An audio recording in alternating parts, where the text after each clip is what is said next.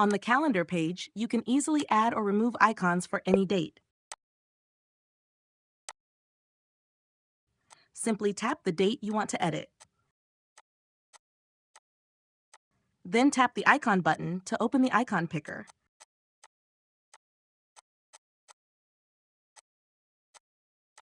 Select the icon you want and it will appear on that date right away.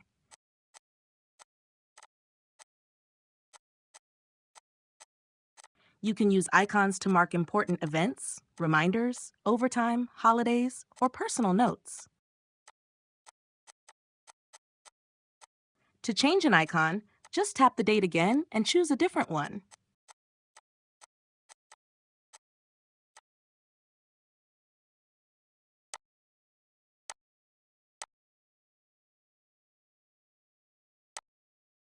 To remove an icon, open the same date and clear the selected icon. It's a simple way to keep your Shift calendar clear, organized, and easy to understand at a glance.